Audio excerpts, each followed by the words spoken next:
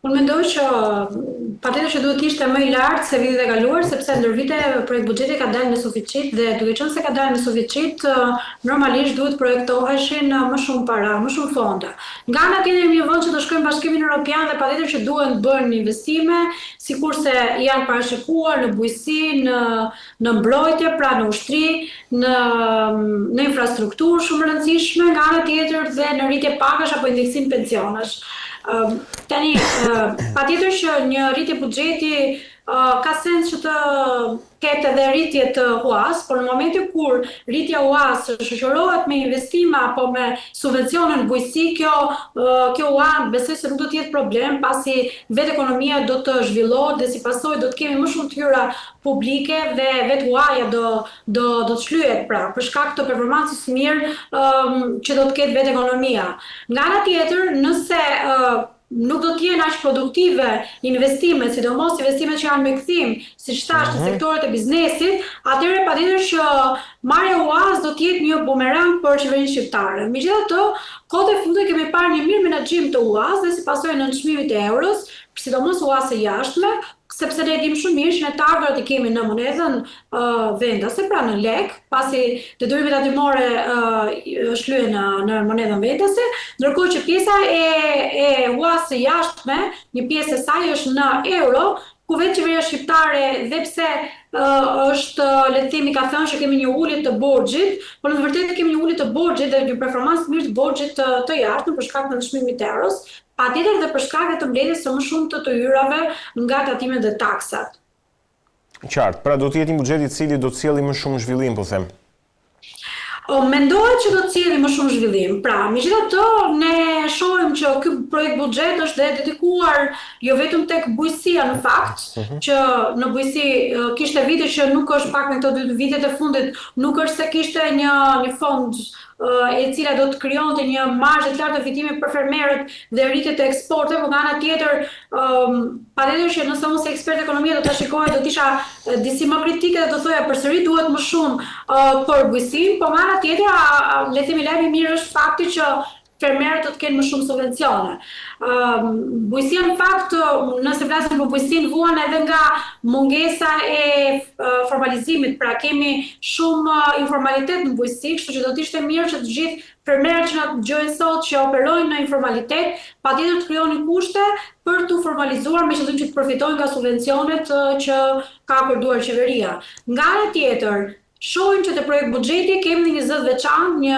sasi të madhe fondesh që do të jepet për mbrojtje. Kjo vjen dhe si pasojë vetë thirrjes që ka bërë SBA për më shumë përqindjen e GDP në lidhje me atë, le të themi, përqindjen që çdo shtet antar i NATO-s duhet t'jap, por nga ana tjetër, dhe nëse flasim për sigurinë kombëtare, ne shohim që vetë infrastruktura e sigurisë kombëtare në Shqipëri është e vjetëruar, nuk kemi paga të larta në ushtri apo në siguri, individët në Shqipëri në fakt për çdo konflikt gjeopolitik ndjen deri diku të kërcënuar, duke qenë se dhe vetë vendi ynë nuk është se vitet e fundit ka pasur në fokus le të themi një vlerë të lartë krahasuar me GDP-n, pra çështjes së sigurisë. Duket sikur siguria nuk na impakton, por në të vërtetë siguria ndikon pozitivisht dhe në zhvillimin ekonomik të vendit, pasi një vend i cili ka probleme me sigurinë, në rast luftash apo në rast problemesh gjeopolitike, patjetër që dëmton ekonominë, me pa shumë mirë se çfarë ndodhi në Rusi dhe në Ukrainë. Nga ana tjetër, kemi fonde,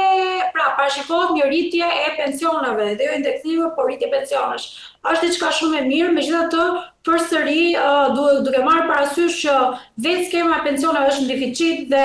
vetë numri i kontribuesve me përfituesit është në një raport pothuajse 1:1, i bie që shumë nga buxheti i shtetit përsëri do të, le të themi, financohet për skemën e pensioneve. Duhet më shumë punë në lidhje me tregun e punës, me qëllim që të vërtet ajo rritje parashikuar të bëhet vërtet rritje dhe jo vetëm kompensimi humbjeve të skemës pensioneve.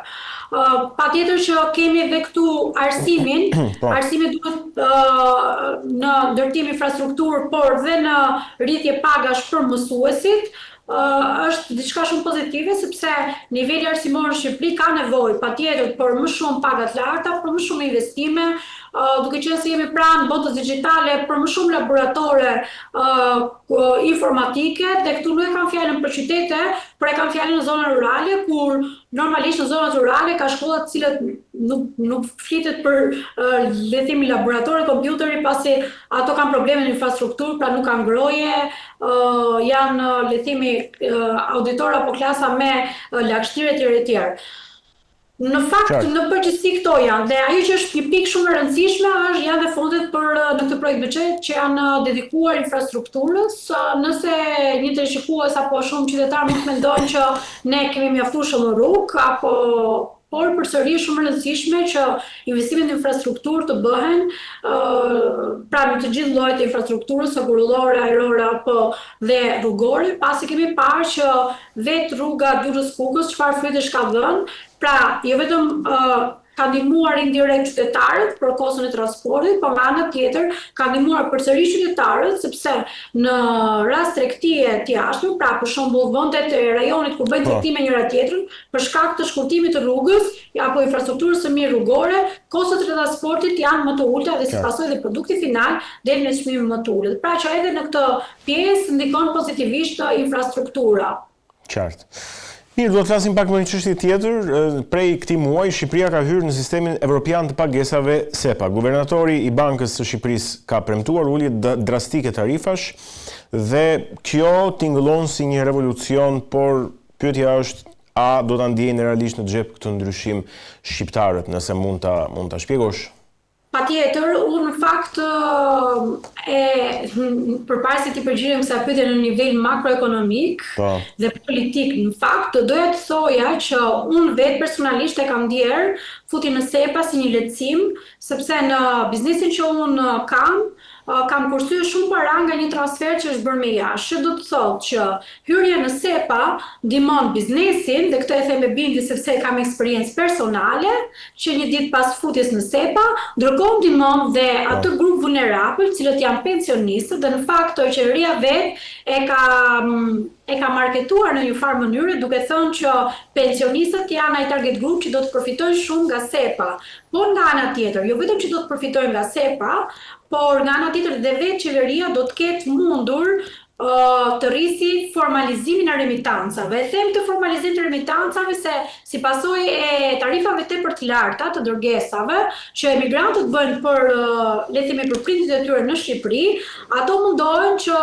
të gjejnë mënyra alternative për të sjellë parat kesh në mënyrë që të mos paguajnë ato tarifa. Ose le të themi kur ato vinë në sezonin e verës apo në dimër. Dhe si pasojë e futjes në SEPA, çdo emigrant do ta ketë shumë të thjeshtë të sjellë para me një tarifë tepër të ulët. Dhe në këtë mënyrë dhe vetë qeveria ka, le të themi, të dhëna konkrete si sa janë remitancat, dhe në këtë mënyrë dhe vetë qeveria ka mundësi deri diku të luftojë dhe para në kesh, pra futen para në sistemin bankar. Dhe në vërtet këtë e them me bindje që qoftë bizneset në transaksionet që bëjnë me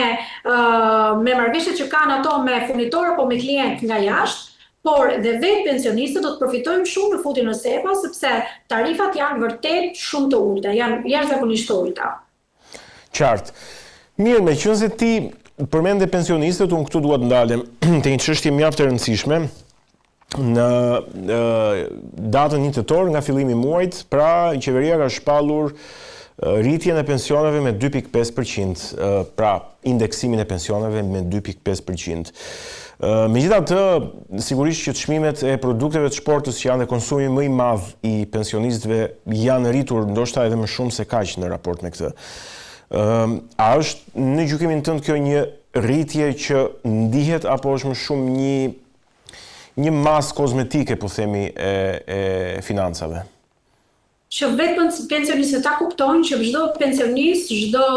vit ka një të drejtë që ai jep ligji, që është indeksimi. Çfarë është indeksimi? Shikohet një mesatarë e rritjes së çmimeve përgjatë një viti, dhe është një formulë që qeveria e bën në këtë mesatare për rritjen e çmimeve, pra të inflacionit, dhe e kompenson me një vit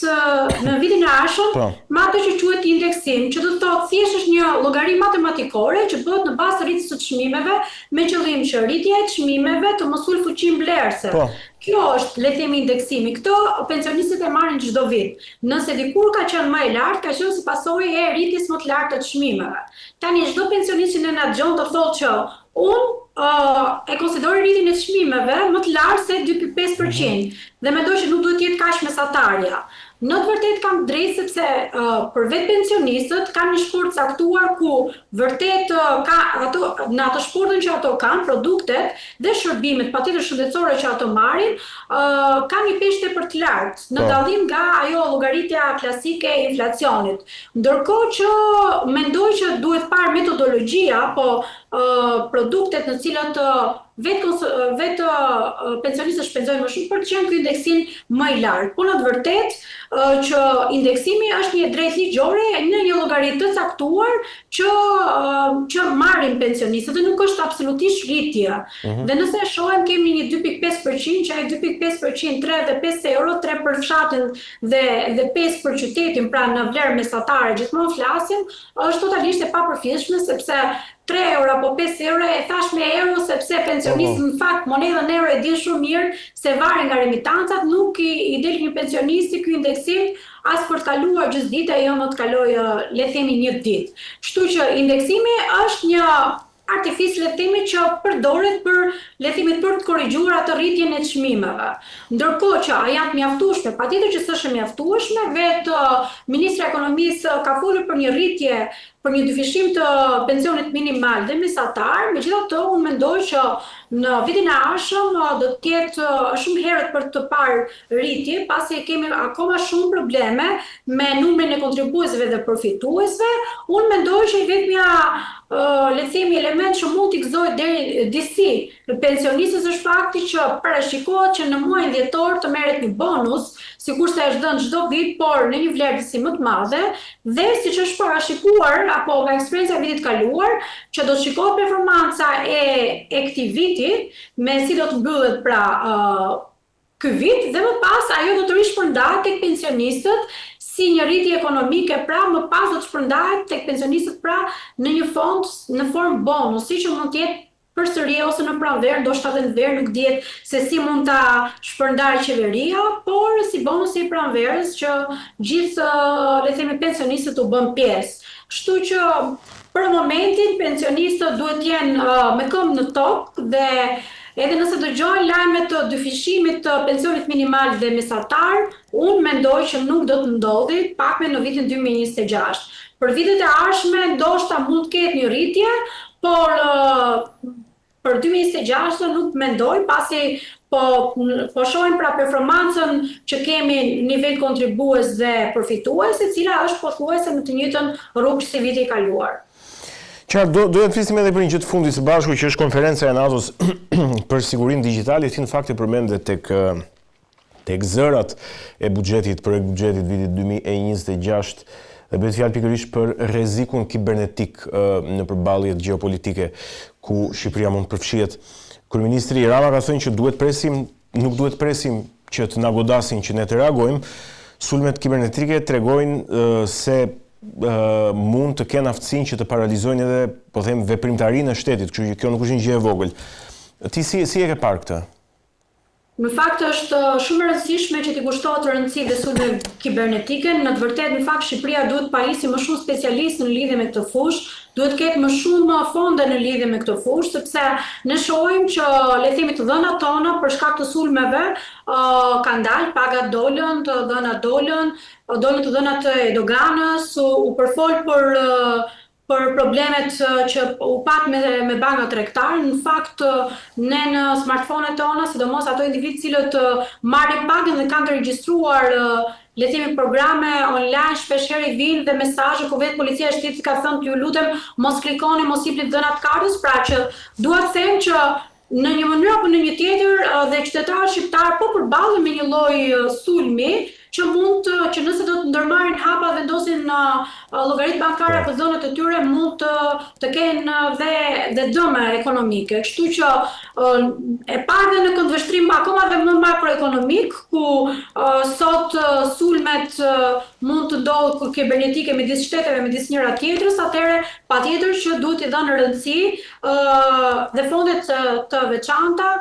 këtyre sulmeve. Pra, nga ana tjetër, unë mendoj që është diçka shumë pozitive, se shohim shumë takime ndërkombëtarësh apo europianësh që po vinë në Shqipëri, dhe Shqipëria, le të themi, deri diku dhe po marketohet si një vend i cili ka siguri, si dikur nga europianët dhe nga vendet e tjera. Pra, Shqipëria shikohet si një vend i cili kishte probleme politike, protesta e tjerë, dhe në fakt më ka ndodhur dhe mua personalisht në momentin që largohem për një konferencë apo për një takim, shumë individ thënë ka probleme Shqipëria. Pra, dikur para një dekade, Shqipëria shikohet si një vend i cili ishte, le të them, një vend me probleme. Ndërkohë që sot shikohet si një vend i cili jo vetëm që s'ka probleme dhe bëhet turizëm dhe blet pasuritë patundshme, por organizohen dhe takimet ndërkombëtare, siç ishte dhe takimi i sotëm, që në fakt ishte një arritje ku u fol që Shqipëria do të marrë fonde shtesë për shkak të performancës mirë, për një kohë të shkurtër ka pasur një performancë mirë, do të marrë fonde, dhe osa mirë, dhe uroj që këto fonde të shpërndahen pikërisht aty ku vetë ekonomia shqiptare ka nevojë, me qëllim që të ndjehet pra zhvillimi ekonomik të paralel dhe me zhvillimin apo me të ardhurën më shumë për qytetarët shqiptar.